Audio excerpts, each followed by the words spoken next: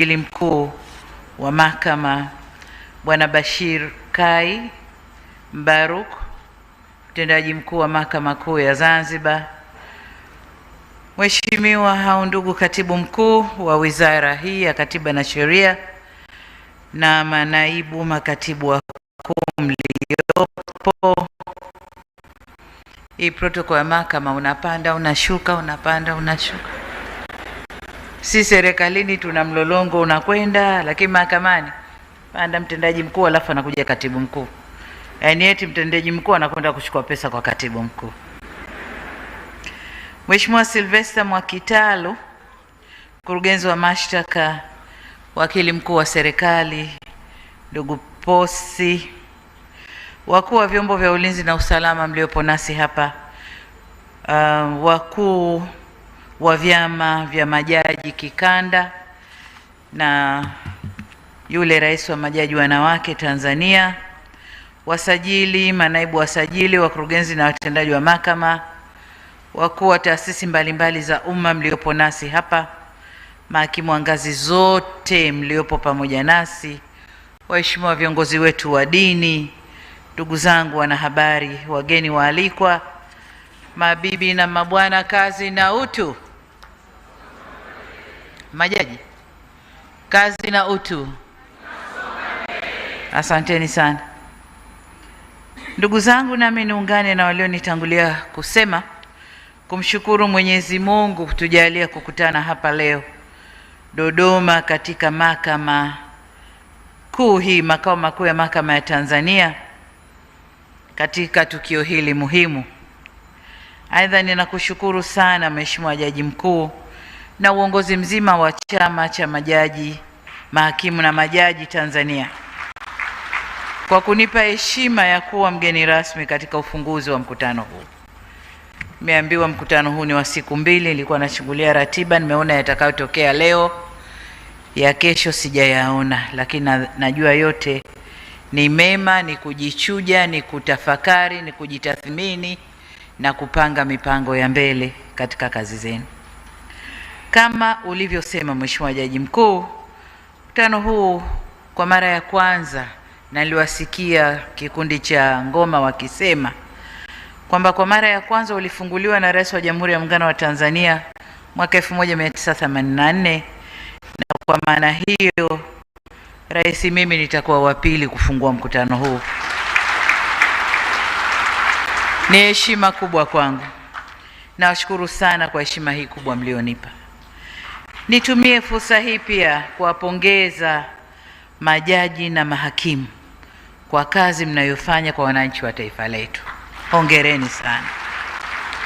Kazi ya kusimamia haki zao. Ninatambua kuwa majukumu yenu ni mazito na yanahitaji weledi, uadilifu, umakini, busara, uvumilivu na ujasiri pia wa kusimamia haki bila woga wala upendeleo. Na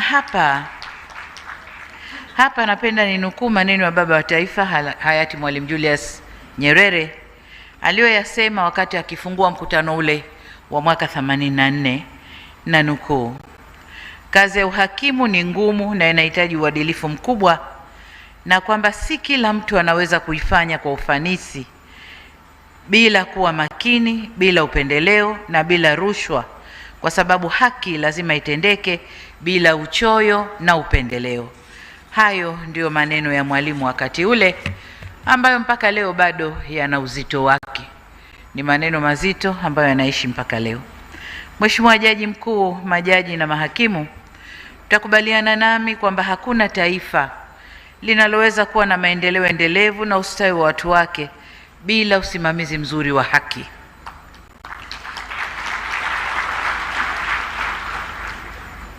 Uwepo wa mahakama huru yenye uwezo na uadilifu ni nguzo muhimu ya utawala bora na ni msingi wa upatikanaji wa haki.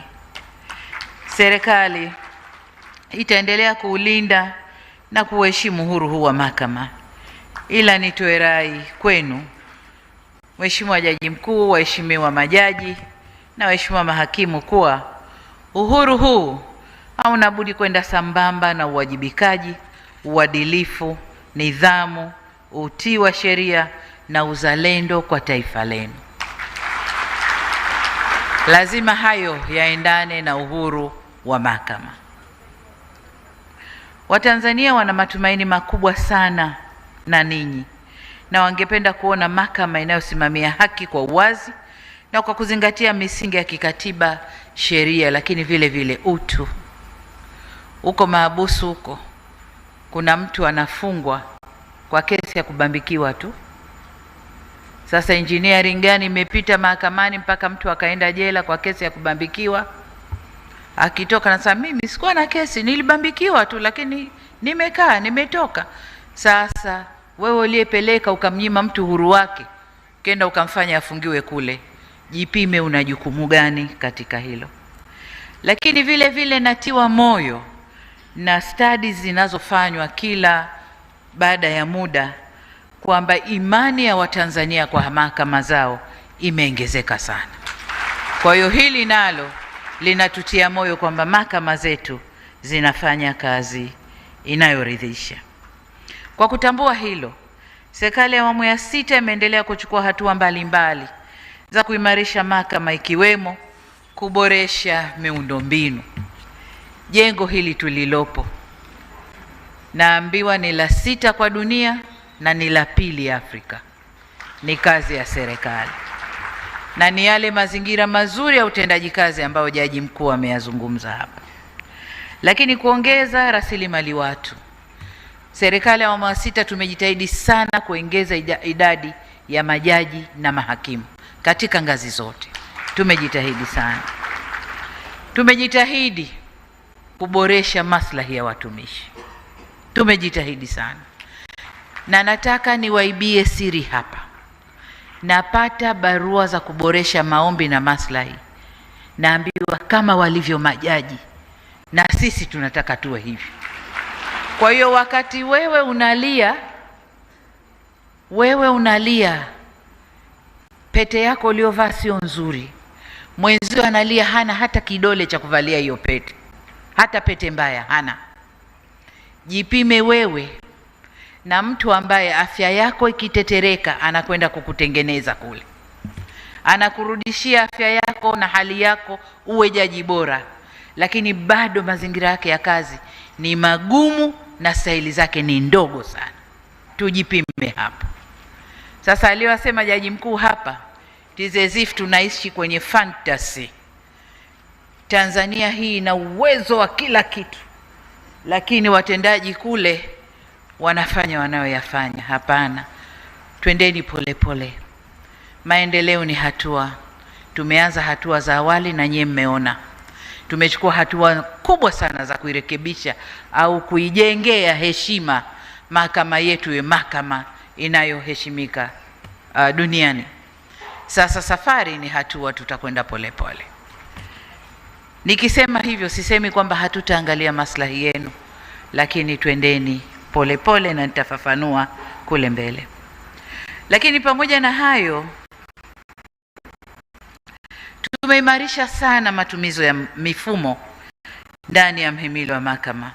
Teknolojia ya habari na mawasiliano inatumika vizuri sana kwenye utendaji wa haki. Na siku nimekuja kufungua jengo hili, nilitembezwa humo ndani, nikaingizwa kwenye chumba ambacho kuna dashboard inayoonyesha kesi zote zinazoendeshwa Tanzania katika kila ngazi, jaji gani, wakati gani, hukumu iliyotoka, kesi inavyoendeshwa. Iko hapa, hakuna Afrika, hakuna, tunayo sisi Tanzania. Na nadhani naambiwa nchi ambayo wanayo ni Indonesia. Jaji Mkuu, nadhani ni Indonesia, lakini wapi? Kazakhstan, ambao na wenyewe walikuja kutuangalia sisi hapa tunafanya vipi. Kwa hiyo we have moved tena vizuri sana. Kwa hiyo hili linatutia moyo, ni mazingira stahiki ya kazi ambayo serikali imejitoa kuyafanyia kazi. Lakini tunapochukua hatua hizi, tunalenga kuwa na mhimili wa haki wa kisasa wenye huduma bora na zinazopatikana kirahisi, kwa wakati na kwa ufanisi. Kwa hiyo mimi niendelee tena kuwapongeza kwamba mmetoka kule kwenye ule msemo wa justice delayed is justice denied. Hatuko huko, na Mheshimiwa Jaji Mkuu ameisema vizuri hapa. Mheshimiwa Jaji Mkuu, majaji na mahakimu, kama mnavyotambua kuwa dira yetu ya maendeleo ya taifa ya Tanzania ya mwaka 2025 hadi 2050 imejengwa juu ya misingi ya utawala bora, amani, usalama na utulivu. Na kama inavyosema kauli mbiu yenu ya mkutano huu kwamba jukumu la mahakama katika utoaji wa haki. Sasa huko tunakokwenda, tunapoanza utekelezaji wa dira yetu hii, mahakama au mhimili wa mahakama una nafasi muhimu katika kujenga taifa lenye haki, amani, usalama na utulivu. Dira hii ya 2050 inatambua kwamba utawala bora na utawala wa sheria ni msingi wa maendeleo endelevu, na jambo hili haliwezekani pasi na mahakama imara na inayoaminika na wananchi wake. Nasi serikali tunaelekea kujenga mahakama hiyo. Tumechukua hatua kadhaa, tutaendelea kuchukua hatua kuijenga mahakama yetu iwe mahakama imara inayotoa haki kwa wananchi wake. Lakini nataka niwaambie, juzi hapa serikali tulipitisha mpango wa muda mrefu wa utekelezaji wa dira hii, na katika mpango ule 22% ya mambo yaliyoko katika mpango ule yatafanywa na serikali yenyewe. 70% ya mambo yaliyopangwa kwenye mpango ule yatafanywa kati ya private sector, sekta binafsi na serikali, na 8% tu ndio yatafanywa na mashirika yetu ya umma. Sasa katika hali kama hii, mahakama ina kazi kubwa ya kufanya. Tunaitarajia mahakama isimame imara kusimamia haya, kwa sababu tunaposema 70% itatekelezwa kwa joint venture au kwa ushirikiano baina ya serikali na sekta binafsi, tunatarajia kualika sekta binafsi ya dunia yote kuja Tanzania. Katika hilo, tunapoendelea huko mbele, tutapata migogoro mingi ya mikataba ya kazi, migogoro mingi ya kodi, tutapata migogoro mingi ya utekelezaji wa mikataba ya uwekezaji wenyewe. Sasa haya yote tutategemea mahakama yetu ya Tanzania isimame katika yale matawi yake, matawi sijui ya biashara, matawi ya nini, matawi ya kodi, lakini isimame katika kutetea haki ya Watanzania na haki ya taifa la Tanzania. Kwa hiyo mahakama tunawategemea, nanyi ni mhimili muhimu sana katika utekelezaji wa dira yetu ya taifa ya miaka 25 inayokuja. Mheshimiwa Jaji Mkuu, majaji na mahakimu, nigusie kidogo yale mambo ambayo Jaji Mkuu alikuwa anayasema kama maombi, lakini nataka niseme mapema kwamba tunayachukua na tunakwenda kuyafanyia kazi. Lakini nataka niseme kwamba kwenye suala la budget inategemea hali ya ukuaji wa uchumi wa Tanzania. Tunagawana according to kilichopo ndani ya mikono yetu, lakini jinsi tunavyofanya kazi, jinsi tunavyotatua haki ikapatikana mapema kwa wananchi, kwa wafanya biashara, kwa wawekezaji na wengine, ndivyo uchumi wa Tanzania unavyokuwa. Kwa hiyo jinsi uchumi wa Tanzania unavyokuwa, ndivyo tutakavyoangalia mgawanyo wa rasilimali katika mihimili yetu mitatu: bunge, mahakama na ule mhimili wa serikali au wa utendaji wa executive. Lakini nataka niwahakikishie kwamba jinsi tunavyokuwa ndio bajeti itakavyokuwa. Na niseme kwamba kwa miaka 5 iliyopita uchumi wetu umekuwa ukikua hatua kwa hatua, si kwa kiasi kikubwa, lakini we had never missed a step. Hata kama ni 0.5, lakini tumekuwa progressively, tunakuwa, hatujawahi kurudi nyuma. Kwa jinsi tunavyokuwa ndivyo bajeti za maeneo mbalimbali zinavyokuwa, na Jaji Mkuu ni shahidi. Ukiangalia bajeti ya miaka 4 iliyopita iko mbali sana na bajeti ya mwaka huu wa fedha tunaokwenda nao. Kwa jinsi tunavyokuwa ndivyo bajeti itakavyokuwa. Lakini hili la mazingira ya kazi, nimesema kwamba tumefanya kazi kubwa sana. Leo ukienda law school ya leo ifananishe na law school ya miaka 3-4 iliyopita, ziko tofauti. Ni katika kuchukua hatua kuboresha muhimili huu, mbali na yale ambayo nimeyasema kabla.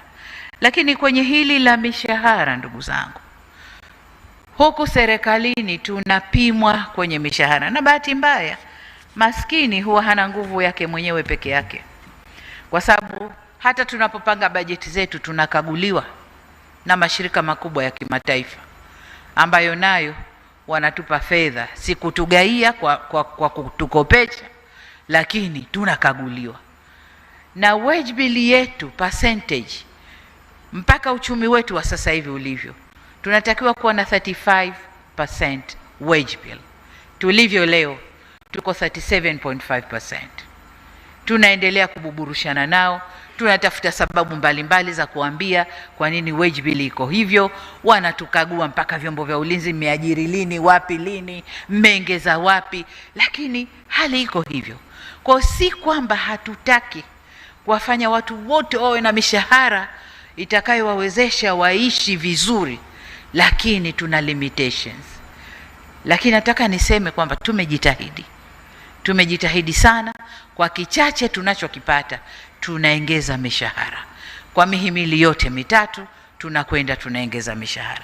Kwa jinsi uchumi utakavyokuwa, ndugu zangu, ndivyo tutakavyoongeza stahiki na mishahara yetu. Mimi pia nataka majaji mkinipita pale, mnipite katika magari ambayo niseme jaji namba 4 kanipita. Lakini uhuru na ni uwezo ukiruhusu tutafika huko. Lakini kama uwezo haujaruhusu, twendeni polepole kwa hali ambayo nchi yetu inayo. Tusisahau sisi bado ni nchi inayoendelea. Pamoja na kusema tumeingia uhuru, wanasema uchumi wa kati, lakini bado tuko ngazi ya chini.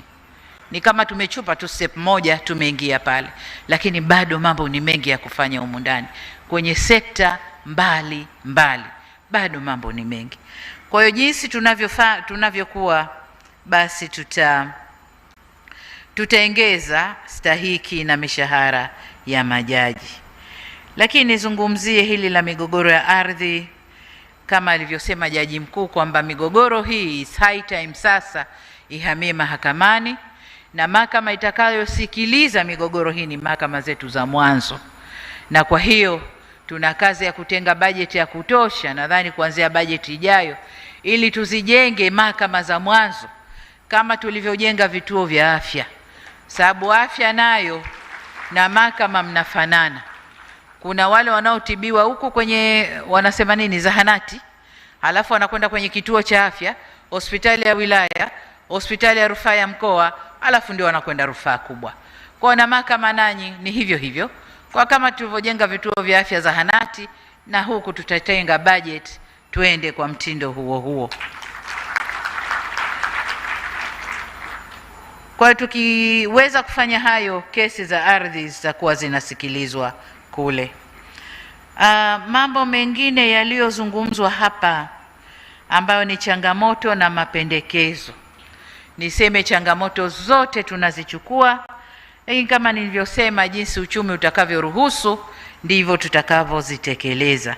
Na kwa yale mapendekezo ya mabadiliko ya sheria na mapendekezo mengine ambayo hataki rasilimali fedha, basi niko na watu wote hapa, mwanasheria mkuu wa serikali yupo, mawaziri wapo, tutakwenda kuyakalia na kuyafanyia marekebisho ili majaji waweze kufanya kazi zao vizuri sana. Sasa kabla sijahitimisha, naomba nitoe msisitizo kwamba kwa upande wetu serikali tatimiza wajibu wetu wa kuendelea kuimarisha huduma za mahakama, lakini niwatake nanyi timize wajibu wenu, ndugu zangu majaji na mahakimu, ambao ni kusimamia haki kwa kuzingatia katiba, sheria na maadili bila hofu, huba wala upendeleo. Na hiki ndicho kiapo chenu. Napowapisha pale mnasema nitazingatia katiba, nitasimamia kazi yangu bila hofu, upendeleo, huba wala chuki. Haya ndio mnayoyasema, nami ningependa sana msimamie kiapo chenu. Lakini vile vile naomba nimnukuu kwa mara nyingine hayati baba wa taifa kwenye mkutano ule ule wa 84 alisema kwamba zipo kazi zinazoweza kufanywa na watu tunaowatilia mashaka. Kwa mfano, uhasibu. Naweza ukalitilia mashaka jitu hili jizi hili, lakini lihodari la kufanya uhasibu kaambia endelea, kwa sababu unajua nyuma yake kuna auditor atakuja kumuaudit na wizi utaonekana. Lakini sio kazi yenu nyie. Kazi ya mahakimu na majaji, mnaoditiana wenyewe kwa wenyewe kupitia lile dashboard kule. Kesi gani imehukumiwa, na labda mtu akate rufaa, muanze kukaa tena ndio muiangalie. Kwa hiyo si kazi zote zinafanywa na watu wanaotiliwa mashaka, ila uhakimu na ujaji sio mojawapo ya kazi hiyo zinazofanywa na watu wanaotiliwa mashaka. Hata kama ushahidi hautoshi, akitiliwa mashaka jaji, hata kama ushahidi hautoshi, mwalimu anasema ni lazima aanze kuchunguzwa mara moja, hata kama ushahidi hautoshi. Lakini jaji mkuu akipata taarifa jaji so and so ana tabia hizi na hizi na hizi, jaji mkuu lazima aweke majaji wengine, hebu mfuatilieni huyu anaendaje. Kwa hiyo si kazi zote. Kazi nyingine zinaweza kufanywa na watu wanaotiliwa mashaka, lakini sio ya kwenu. Ya kwenu inataka mwe waledi, waadilifu, wazalendo kwa taifa lenu na mnaotii sheria na katiba yenu. Kwa hiyo ndio sifa yenu kubwa, waheshimiwa majaji, nami niwaombe mbakie kwenye sifa hizo. Maeneo haya au maneno haya ya mwalimu bado yana uzito ule ule, na pengine uzito wake ni mkubwa zaidi katika wakati huu ambapo teknolojia imebadilika, watu tumebadilika.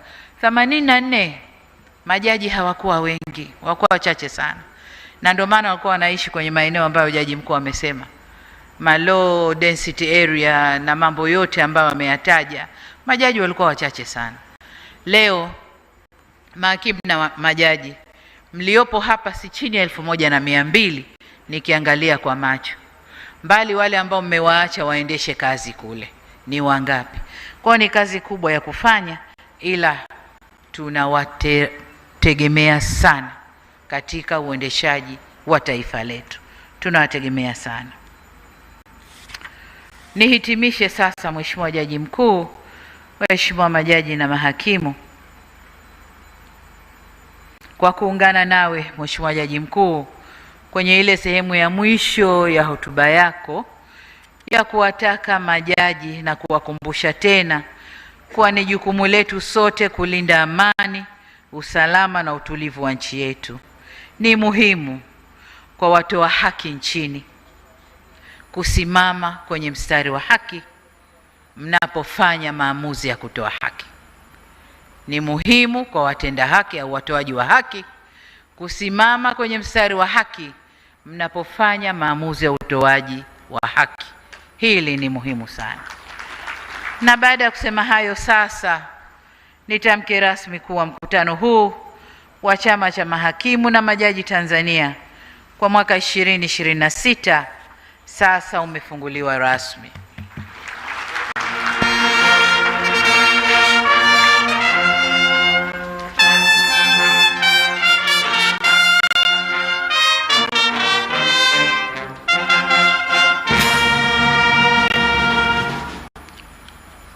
Naomba muungane nami kumwomba Mwenyezi Mungu aibariki nchi yetu Tanzania, lakini abariki chama